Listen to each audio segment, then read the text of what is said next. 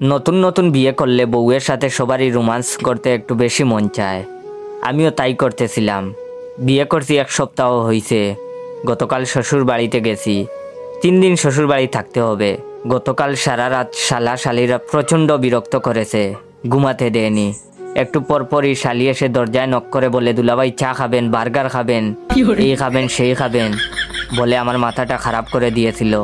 এদিকে শালাবাবু আমার পাশে বসে তার খতনা কাহিনী শোনাচ্ছে।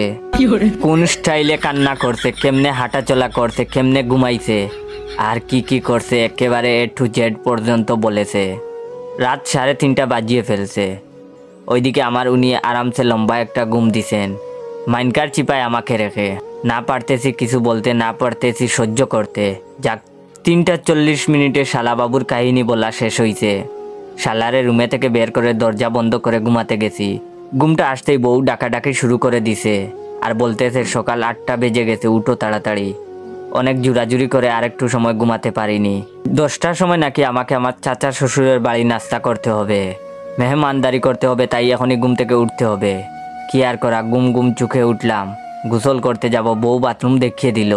এর ভিতরে হঠাৎ মাথায় শয়তানি বুদ্ধি ঢুকে গেল। ইচ্ছে করে লুঙ্গি বাইরে রেখে বাথরুমের ভিতরে ঢুকে গেছি।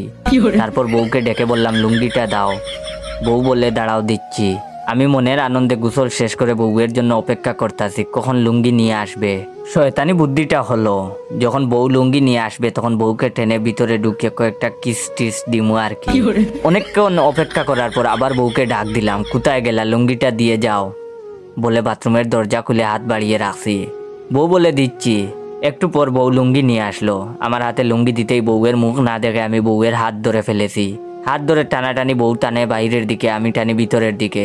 পুরুষ মানুষ তো, তাই বউ টানাটানি করে পারেনি। টেনে হেসড়ে ভিতরে ঢুকিয়ে দরজা বন্ধ করতে যাব, তখন জুড়ে ও মাগো বলে চিৎকার মারছি। শ্বশুর বাড়ির সব বাথরুমের সামনে জড়ো হয়ে গেছে।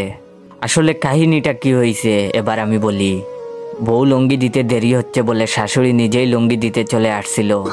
বউ মনে করে আমি এই কামটা করে ফেলেছি। শাশুড়ি হাসতে হাসতে বাথরুম থেকে বের হয়েছে। আমি তাড়াতাড়ি বাথরুমের দরজা বন্ধ করে ভিতরে বসে আছি। সব ঘটনা শাশুড়ি সবাইকে বলতেই হাসাহাসির প্রতিযোগিতা শুরু হয়ে গেল। শালাশালি হাসতে হাসতে মাতৃতে গোড়াগড়ি খাচ্ছে। এদিকে আমি বেচারা লজ্জায় আর বাথরুম থেকে বের হতে পারছি না। কি কামটা করলাম, আর কখনো এমন রোমান্স করার চিন্তাও করব না আমি। কিছুক্ষণ পর বাহির থেকে বউ ডাকতেছে, সবাই চলে গেছে, বের হয়ে আসো। আমি বাথরুম থেকে বের হয়ে লুকিয়ে লুকিয়ে রুমে ঢুকেই সেই যে দরজা বন্ধ করছি এখনো খুলি নাই। আর এই রুমে বসেই আমি এই ভিডিওটা টিকটকে আপলোড করতেছি।